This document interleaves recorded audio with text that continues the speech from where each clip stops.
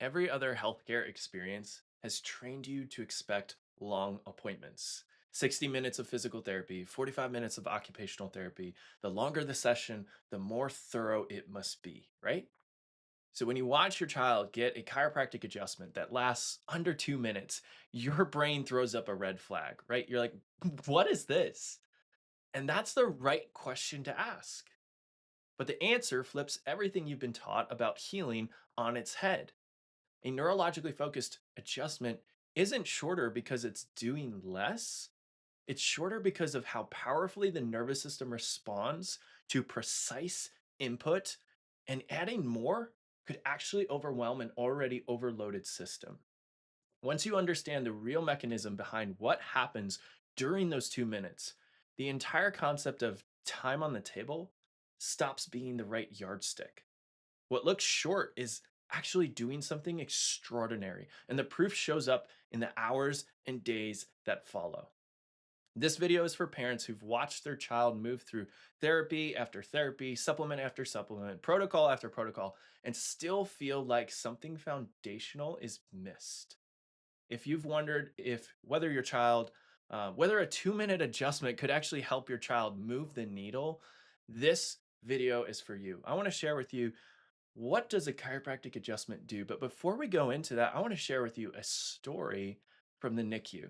One of the most powerful examples our profession has ever documented happened inside a level 3 NICU.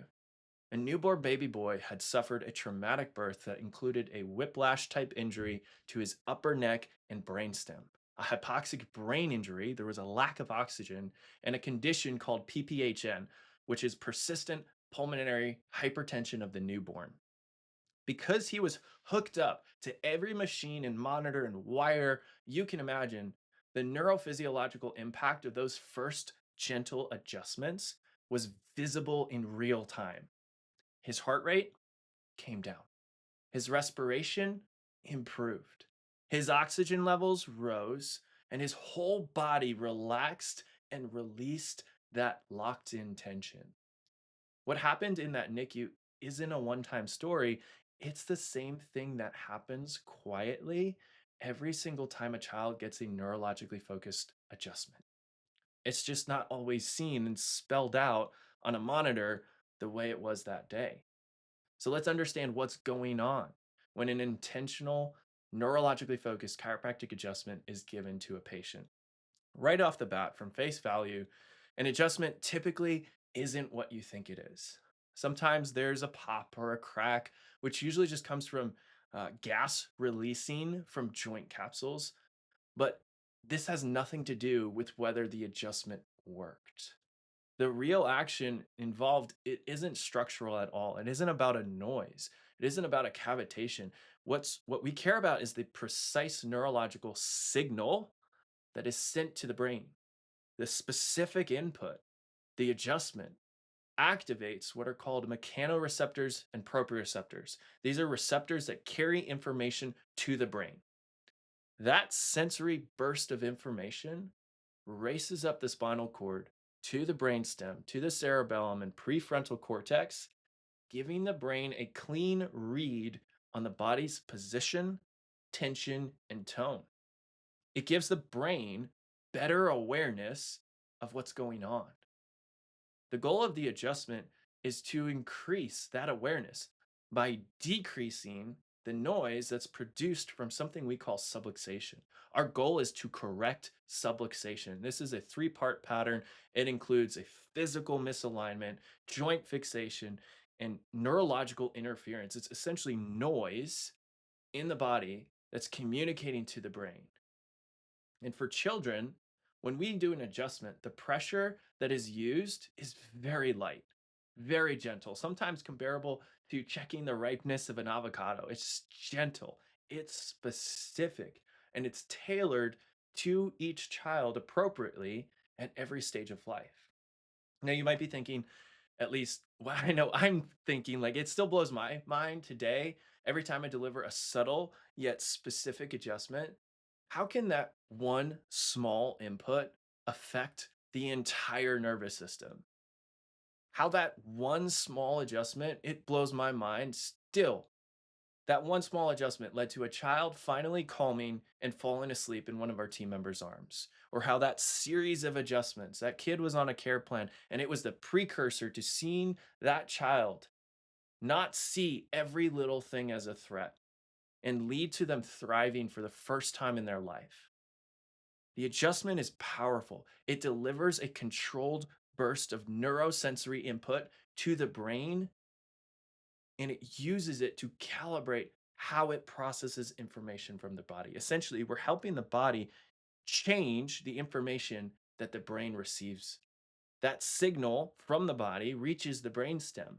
That's the region of the nervous system that controls your heart rate, that controls breathing, digestion, and arousal. And these are the foundational systems of that are running every minute of every day.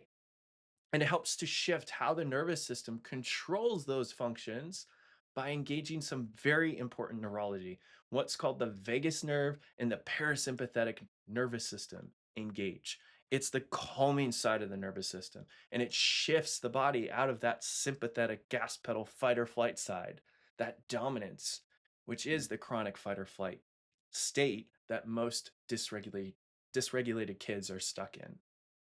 But the adjustment doesn't stop there.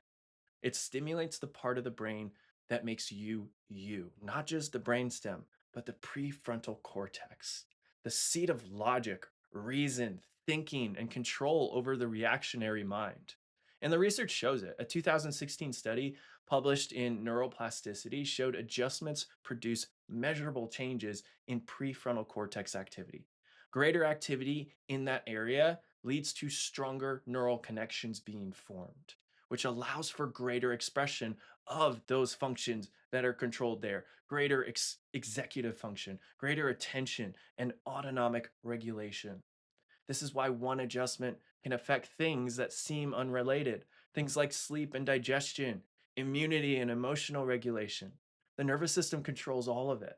That's also why children with different diagnoses often share the same underlying pattern of dysregulation, or what's called dysautonomia. They have a challenge of operating between the gas and brake pedal. They're stuck in the gas pedal, which in turn is why the same foundational care, neurologically focused chiropractic care, helps so many of them. How we go about caring for a child with this type of care matters. And this is where I want to talk about why pediatric adjustments, the duration specifically of an adjustment, is short by design. A child's nervous system can only absorb so much sensory input before it becomes overwhelmed and starts shutting down. And let's be honest, they only give us maybe 1 to 2 minutes before they want to hop off the table and start playing. Because picture this, the nervous system is like a computer. When you have too many tabs open, when there's too many things running the show, there's too much going on, everything starts to slow down or crash, right? The computer noise increases or elevates, the temperature of the device, there's just too much going on. And a child that's stuck in a sympathetic dominant state is already swamped by stress from school, screens, sensory input, especially this time of year in the summer with fireworks and all the different things, food sensitivities, these all leave minimal processing capacity. There's essentially less slack in the rope for the nervous system to do work.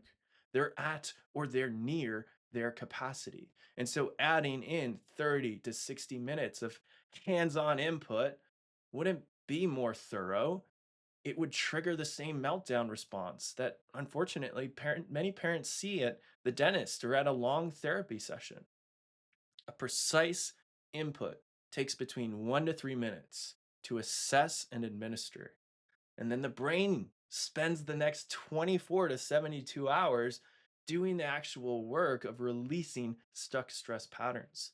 Think of it this way: if we can change the part of the body that's sending constant stress into the brain, let's say air traffic control, if air traffic control has so much excess tone, stress, and tension, and it continues to bombard the brain with stress input all day, every day, and that adjustment, that one specific intentional input, can be that intervention that changes that stress input from the body. It's no longer stressing the brain out. It interrupts that feedback loop of stress in, stress out again and again and again.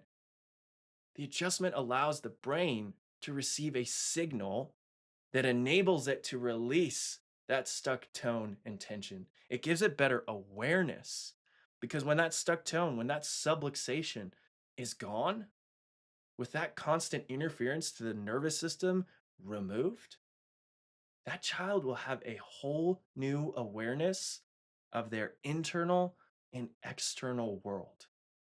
That child is expected to have a different response, a more regulated response over time. But there's often layers. It's healing and it takes time. Every child is different, right? And sometimes the most healing thing we can do is give the nervous system less to process, not more. But here's the nuance: we do less, but more frequently, so that the nervous system can actually learn and have the chance to change over time. The brain rewires through neuroplasticity, and neuroplasticity has one rule: repetition. And the research shows that. Research study back in 2008, they outlined that repetition, specificity, and intensity drive that neural change, that lasting neural change, not the duration of a single session. You think about it, there's 168 hours in a week. A child receives about 6 minutes of table time across 2 to 3 visits at a chiropractic office. That's roughly 167 hours and 54 minutes happening between those visits, right? And those hours can work for the child or against them. The reason we use high frequency is because it keeps the release ahead of the reload from stress. Because life still happens, stress still impacts the nervous system, whether it's growth spurts, illnesses, injuries, sensory overload, or something else. The more we can keep the system out of that stuck state of stress, the more it can learn and heal in a state of healing, in a state of regulation and awareness. And it can build lasting neuroplasticity that changes the trajectory of that child's life. The adjustment is the catalyst. The brain, the body, the innate ability inside all of us does the healing between the visits. Through the adjustment, we help the brain receive better input from the body. The way the brain continues to receive input is by moving. And that's what's done between every adjustment. That's what we recommend kids do after getting adjusted. Go move. Engage the hands, engage the feet, run, play, jump on a trampoline, because movement continues to fire those sensory pathways and rewire the brain over time. That's why we have to start with the foundation, helping a child out of that stuck state of stress. Because if we jump straight to training the nervous system through movement, we start to wire neurology in a stress state. We want to see a child first come out of a stress state into a rest, digest, growth, development, better awareness, better regulation, a state of ease. They're learning in a state of ease so that that child can then build strength and neurology in that state. Because let's be honest, if a child needs help in those areas of movement and needs to build the skills and strength to accomplish them through a therapy, through PT, through OT, through speech, other great therapies, getting adjusted and then scheduling their therapy appointment right after is another amazing way to ensure that that neuroplasticity sticks, to ensure that the right neurology is being stimulated. It's about the order in how we do things that matters most. And in our office, when it comes to caring for your child's nervous system, we don't just guess like, hey, this is how they're presenting, this is what we expect. We actually test. We run what are called insight scans to measure nervous system function. And this is done through three objective tools: HRV, SEMG, and thermography scanning. These are different measurements. So, first, HRV, it shows how adaptable the autonomic nervous system is. It reveals the vagal tone. Essentially, is the nervous system in a state of calm or is it in a state of stress? And then we look at it from another angle. SEMG reveals whether a child is stuck on the gas pedal or is just worn out altogether. Are they showing signs of fatigue or patterns of this? I love to see the scan because it's also essentially showing what the body is telling the brain. Is it stressing it out or is it contributing to good neurology? Is it creating good lasting patterns or is it developing more stress? Is it adding to a child's load? And the third scan we run is thermography. Thermal scanning shows where autonomic dysregulation is concentrated, specifically along the neurospinal system. Because if we don't get these objective data points, it's harder to truly know how to care for a child and what that child needs to overcome their challenges. Because the reality is, two children with the same diagnoses can show completely different scan patterns, which is why personalization happens at this level, at the neurological level, not the symptomatic one. The scans guide how we care plan. The scans guide what technique selection we're going to do and which primary subluxations or areas of stress that we're going to target. Because every child's story is different. Every child deserves care that is tailored to their individual needs. If your child has been through every protocol, every supplement, every therapy, and the missing piece still feels like it's something deeper, there's a reason.